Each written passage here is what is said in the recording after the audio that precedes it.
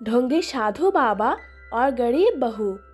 Hello दोस्तों, ये कहानी एक छोटे से गांव रमेशपुर की है, जहां पर ज्योति की नई नई शादी चंपक के साथ हुई थी। ज्योति के सास मोहिनी भी बहुत खुश होती है और ऐसे ही ज्योति भी बहुत ही खुश थी, क्योंकि ज्योति चंपक से बहुत ही प्यार किया करती थी और दोनों एक दूसरे को पहले से ही प्यार किया करते थे, इसलिए दोनों बहुत ही खुश थे।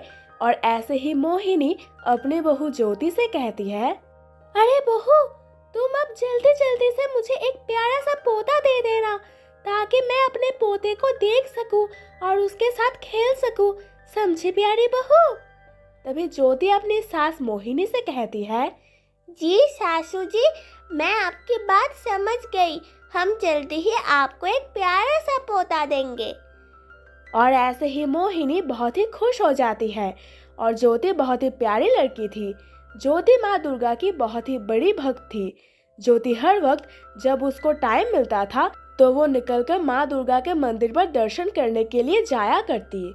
ऐसे ही धीरे धीरे दिन बीतते हैं, महीने बीत जाते हैं और साल बीत जाते हैं और ऐसे ही वक्त जाते हैं।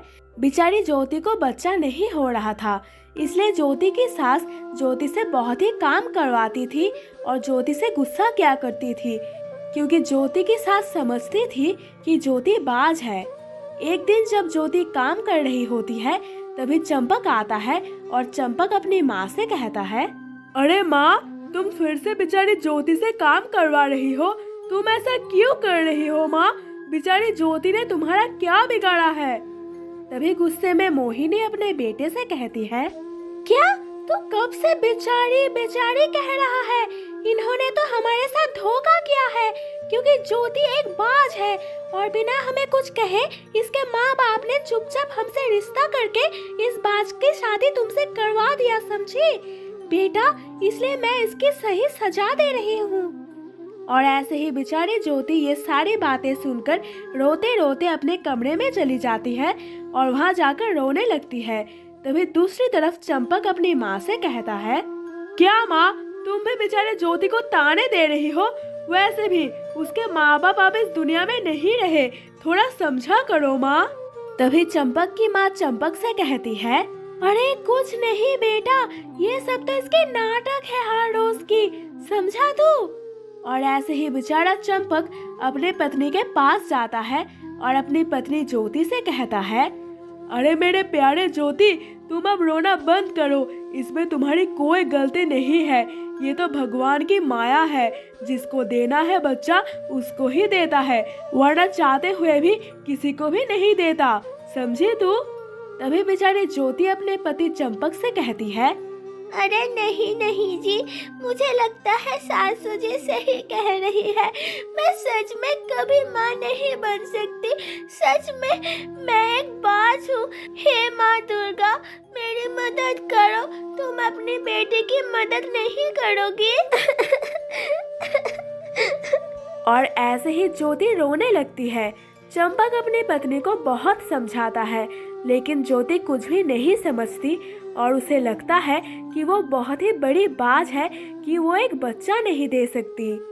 और ऐसे ही एक दिन ज्योति की सास अपनी एक सहेली से बात कर रही होती है, अरे बहन, मैं बहुत चिंता में हूँ, क्योंकि मेरे बेटे को अब तक कोई बच्चा नहीं हुआ।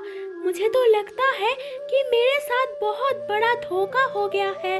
मेरे बेटे को एक बाज पत्नी मिली है, अब मैं क्या करूं? तभी मोहिनी के सहेली मोहिनी को कहती है, अरे बहन, तुम अपने डॉक्टर शुक्ला के बेटे को जानती हो?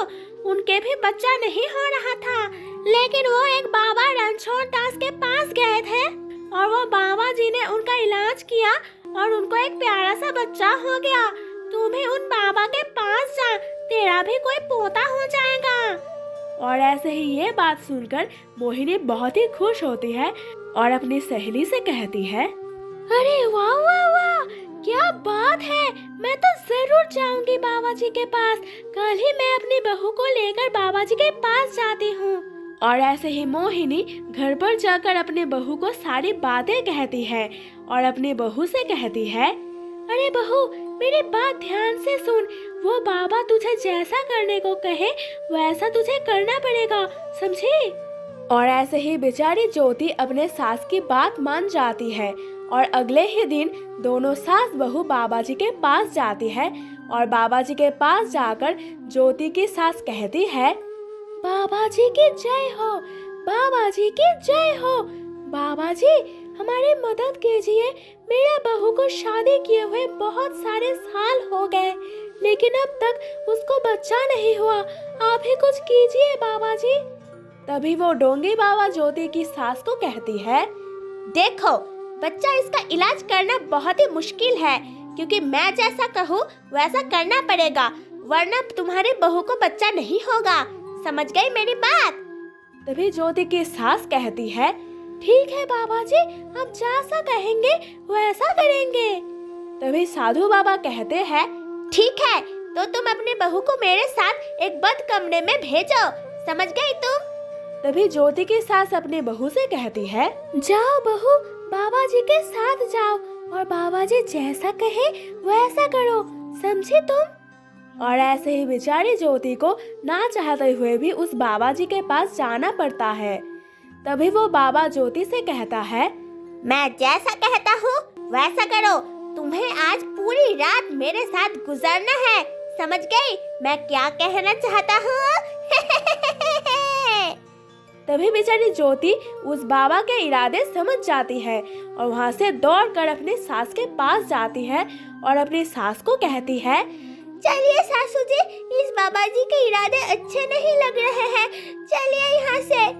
और ये बात सुनकर ज्योति की सास भी ज्योति को लेकर अपने घर चली जाती है। लेकिन बेचारी ज्योति की सास बहुत ही परेशान होती है कि उसे पोता मिलेगा या अभी नहीं। तभी ज्योति अपनी सास को कहती है, अरे सासू जी, आप चिंता मत कीजिए, माँ दुर्गा हमारी बात जरूर सुनेंगे और हमें बच्चा जरूर देंगे। हे माँ दुर्गा, मेरी मदद करो, हमारी मदद करो। और ऐसे ही धीरे धीरे दिन बीत जाते हैं, महीने बीत जाते हैं और माँ दुर्गा ज्योति की अटूट श्रद्धा और विश्वास से ज्योति को एक प्यारा सा बेटा देती है और उस बाबा को सबक सिखाती है और वो बाबा एक कार एक्सीडेंट में मर जाता है। और ऐसे ही दोस्तों हमारी कहानी यहाँ पर अंत होती है। तो दोस्तों कैसी लगी आपको हमारी स्टोरी? अगर आपको हमारी स्टोरी पसंद आई हो तो हमारे वीडियो को लाइक करें और हमारे चैनल को सब्सक्राइब करें और किसी भी अंधविश्वास में विश्वास ना करें। अपना और अपने फैमिली का ख्याल रखें। मिलते हैं अगले वीडियो में, तब तक के लिए bye bye, love you all.